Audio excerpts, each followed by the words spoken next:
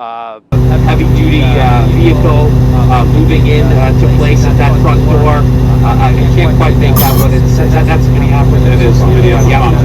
That was, and that's exactly, sorry, the sun glares, but that was what I had been told. The Minneapolis police was sending its bomb squad, and there you have it, and they have some heavy-duty equipment there that takes care of devices that they're concerned about. Well, briefly, just for those... That indication, Rand, but I just want to obviously point out the obvious here. The fact they're moving in and just how, when I first got here, I couldn't understand necessarily why there weren't emergency vehicles closer to the facility.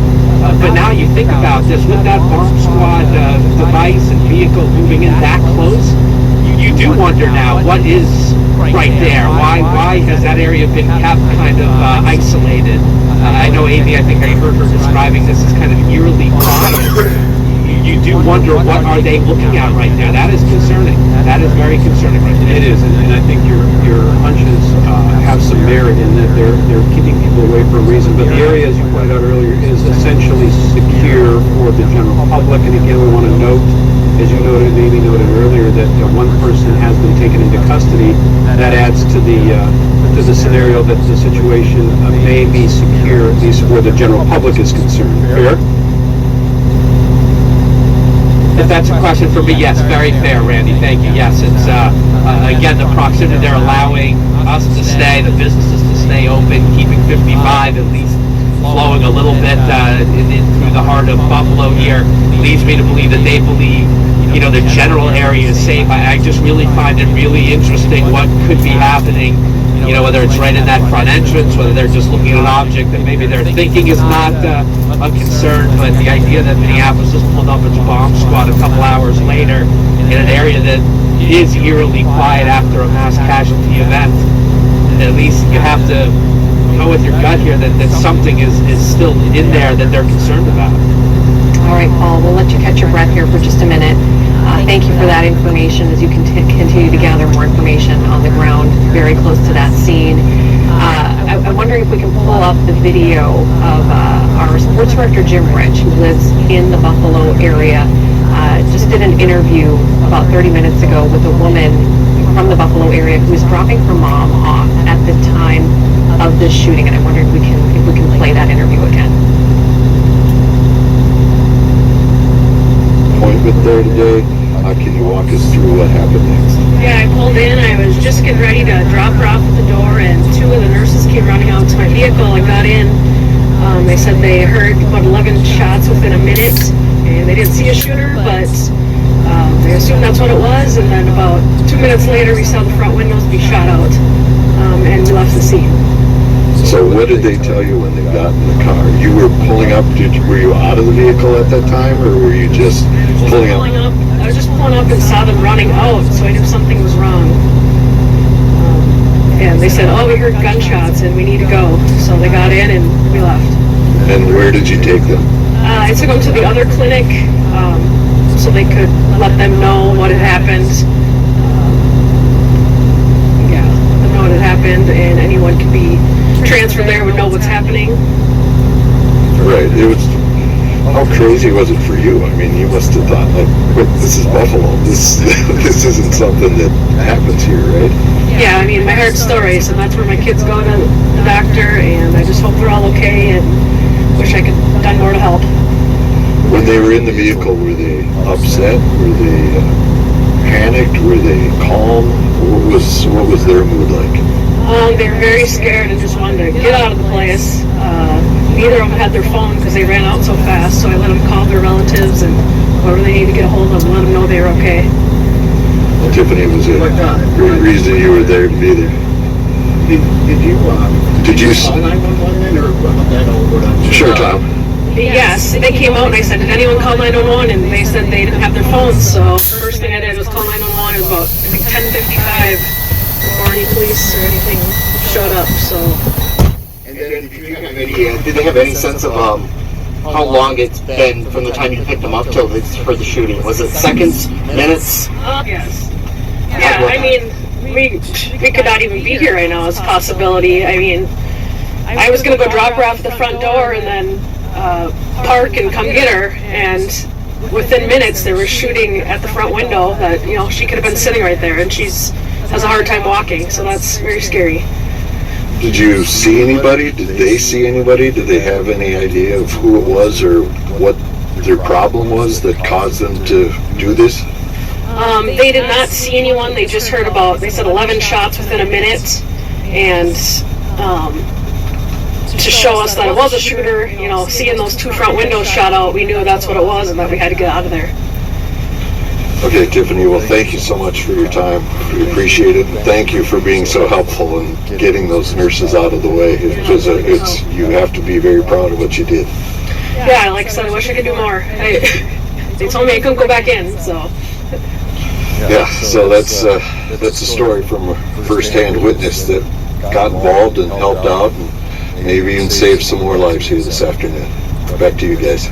All right, again, that was our Jim Rich, who lives in the Buffalo area there quickly after the reports of the shooting came in. Again, I want to give you a bird's eye view of what's happening outside the Atlantic Clinic there in Buffalo at this moment. The bomb squad, the Minneapolis bomb squad, Bob unit, has arrived there. They were parked outside there just a ways, but now they have since gone into that circular drive. That piece of equipment you see in the back is that generally a remote vehicle they can operate with a joystick to take inside some sort of building if there is a threat of an explosive. And that may be what they're preparing to do. We just don't know. This vehicle pulled up in front of the Atlantic Clinic about 5 minutes ago, and they've been prepping it ever since.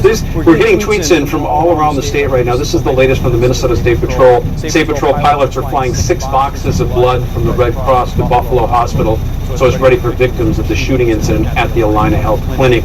That tweet just coming in, and you can imagine the trauma that occurred at that clinic with the description of multiple victims in a gunshot situation, a shooting inside that clinic that occurred about 11 o'clock, so about 2 hours and 22 minutes ago is when first reports came in the state that something like this had occurred in the town of Buffalo, just west here of the Twin Cities. Again, that's that bomb squad unit piece of equipment that is often used to get that close to what could be an explosive device. They can place it inside that round spear you see there and detonate if they have to. And that just pulled up in front of the Atlantic Clinic about 5 minutes ago. And we are hearing just some incredible firsthand accounts from people who were there at the time of the shooting. We just heard from Tiffany, who Jim Rich just interviewed. She was dropping her mom off at the clinic. A couple of nurses got in her car and said, drive, just drive. And then we also, a little bit earlier, we heard from another person who we have there on the scene doing interviews for us, Jen Coutu, who's the wife of photojournalist John Coutu, who works for us. And, she's back. So we do have Jen back on the phone. Jen, first of all, if you could just catch us up, we talked to you. Okay, I apologize. We don't have Jen on the phone. We have Karen Scullin. And Karen, last we saw, you were outside a Super 8 motel nearby. Can you get us up to speed?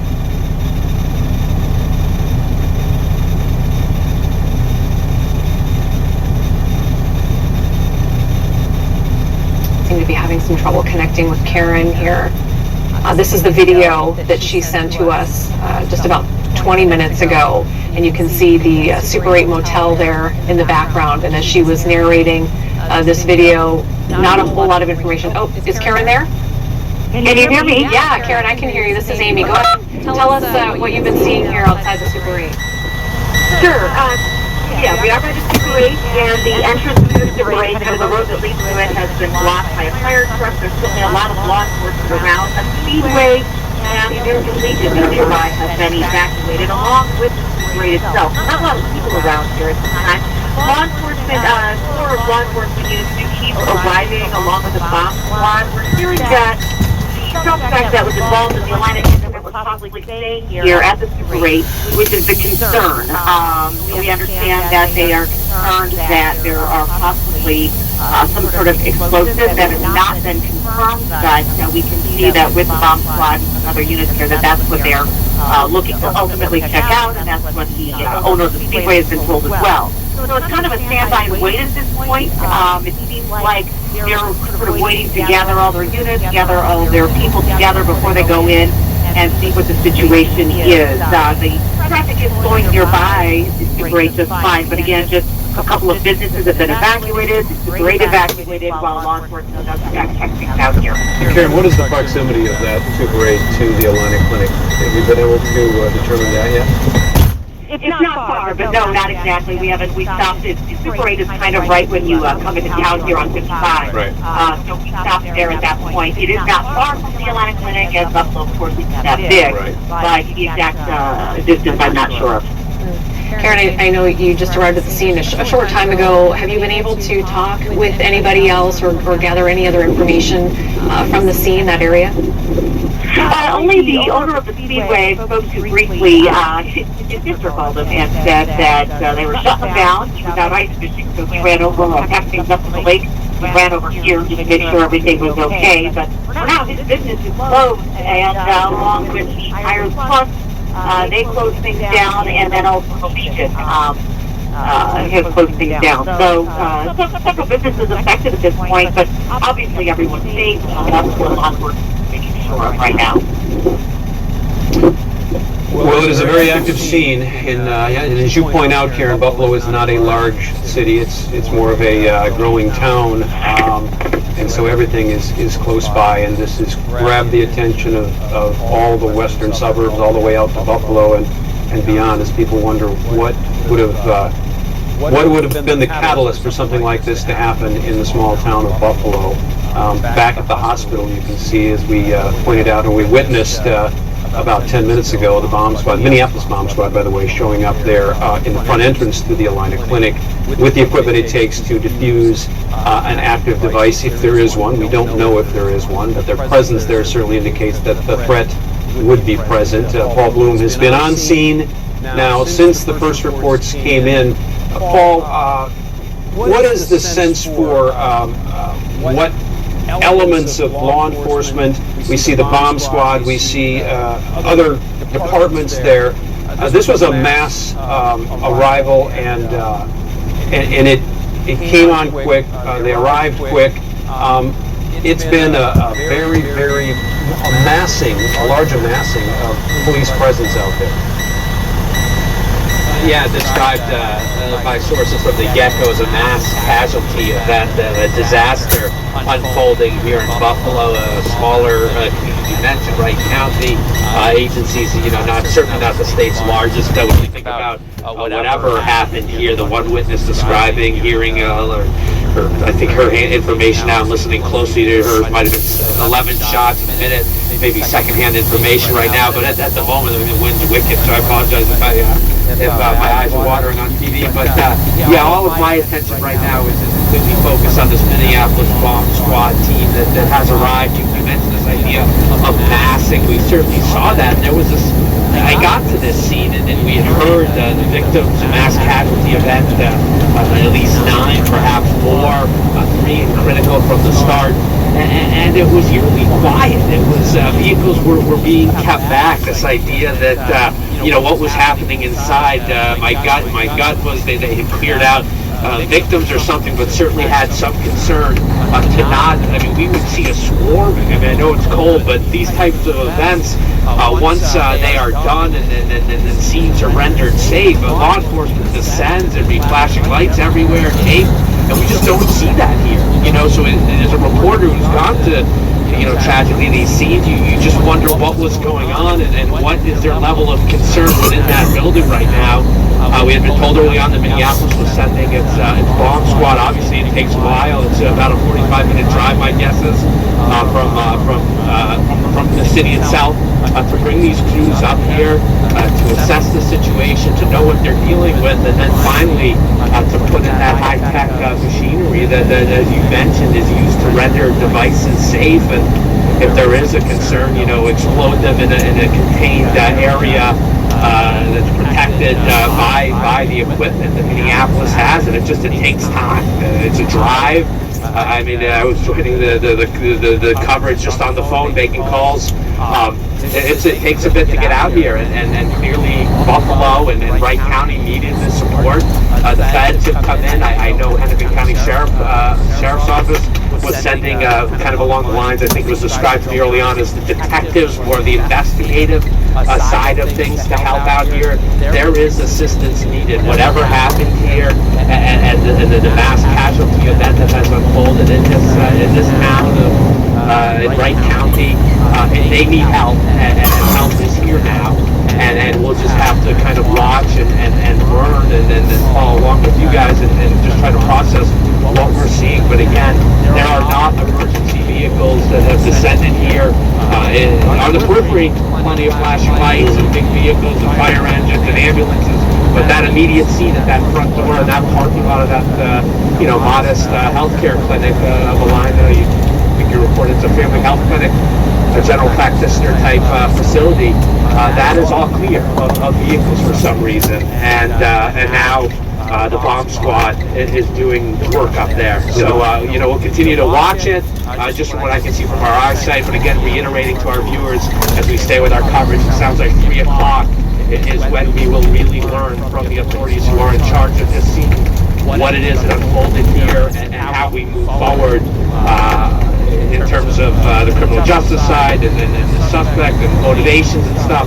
But I think right now the concern up here in this community is who was injured, how many were lives lost here. We certainly hope not, and at least initially I wasn't hearing deaths. I was hearing the number being given to me as victims. So we pray, we think positive thoughts that people will walk away from what happened here today. But again, continue just to watch this bomb squad on site here at the Alina Health Clinic. And Paul, along those lines, your sources have been describing the situation to you as mass casualties, and you reiterated this a little bit earlier. We want to make sure that our viewers understand. Sometimes you hear that and you think that means fatalities, but it's a technical term that we use, that law enforcement uses to indicate victims, people who were injured to some extent. So we want to continue to just reiterate that. But if we could for a moment, you've given us a lot of different information here in a lot of different categories. The story has so many different layers. Can we focus on what we know about the victims so far? I know it's not much, but if you could just focus on that piece of it so we can let some of the viewers who are just joining us know what we've been hearing so far about victims. And again, important to reiterate the information, dated somewhat now in this fast-moving story, but the initial number was kind of right around that double-digit 9-10 number. With 3 was the initial number in critical condition, with injuries that required what you've described as emergency hospital care. But no, you are right. Mass casualty event. I do want to reiterate when I use that term, that comes from law enforcement.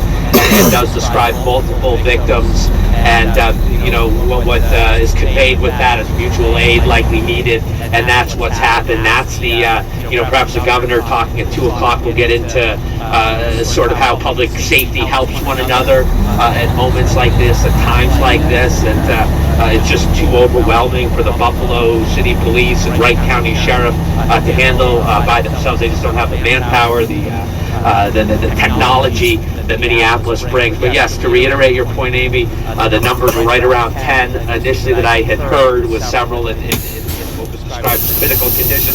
But again, that information now, 2 hours old. I mean, that was information we were hearing from the get-go, and you just don't know on the periphery, as you get deeper into that building, if more were found. I just would hate to, be absolutely quoted on that until we get this information from authorities who are working that scene and have a better sense, a clearer picture now as the dust has settled on clearly what has been a horrible, awful incident here. But we just don't know just how grave and how deadly, how lethal it was, and we certainly, again, are hoping for the best, and that perhaps lives were not lost here today. Well, we've seen a lot of perspective from Skyfox 9 above, and for folks who may not be familiar with Buffalo, the Alina Clinic it's a relatively new clinic, by the way, kind of on the outskirts of the town. It looks like it's out in the middle of farm fields in some ways. So give people a sense for where it sits along, I believe, Highway 55, is that correct? Sort of where it is in relation to the city itself. A lot of people just aren't that familiar with Buffalo. Well, Highway 55 runs right through Buffalo, and I know you describe it as on the farm fields, and probably from the aerial, it kind of gives that impression of just being an undeveloped space. But I mean, it is a short walk to the Highway 55, which is that main corridor through town. I think we've done it. Maybe we should do it one more time. Is I just want to show you. I mean, it's a bustling strip mall. Yeah, we have the map up now. Plazas and. Okay. So anyway, it's within what I would describe as Buffalo's downtown thoroughfare corridor. Just a block off of the main thoroughfare, which would give this impression of undeveloped wooded land around it. But no, it's right along 55. And the other thing I did want to point out that has come up a couple times is that Super 8 is literally 5 minutes away, within a mile or so of where we stand. I haven't gone past. I know that's where Karen is, and there was some talk that bombs perhaps there, or some connection to the suspect over there. But do want to give you some perspective that, notwithstanding the freezing cold weather, it would be an easy walk to make, but a quick 2-3 minute drive down the road on 55 to get to that motel. But again, I don't want to lose track of this bomb squad. I don't know if the aerial shots are giving us any better perspective on what they're looking at or how deep they've gone into the building. It's right in that front entranceway. It's hard to sort of make out with the sun. Essentially, Paul, we see people going in and out. From above, Paul, we see people going in and out. They don't seem to be in any big hurry. Several people have come in, gone to the back of the larger vehicle there, but nothing with a sense of urgency. That's basically what we're seeing. We're seeing a ground shot now, from your perspective, to the front of the building there. But we've seen it above, and we've seen people come and go. Yeah, I mean, again, you just, as a reporter on scene, and that's our ground camera, I've stepped out of the shot to focus in on that area. You're right, there does not appear, as I look around, to be much of an urgency, and we saw them massing before they kind of pulled up and pulled into the Allina Clinic there to take a look at it. But it was just the idea that machinery and mechanics have been brought in. Just you have to think something in there has left them concerned enough to take a closer look. As you piece this all together, they're allowing us to stay here. They're allowing these businesses right here in these strip malls to remain open. So there clearly isn't a concern about the risk over this way, but something has them intrigued enough to bring in that equipment to take a look at what they found.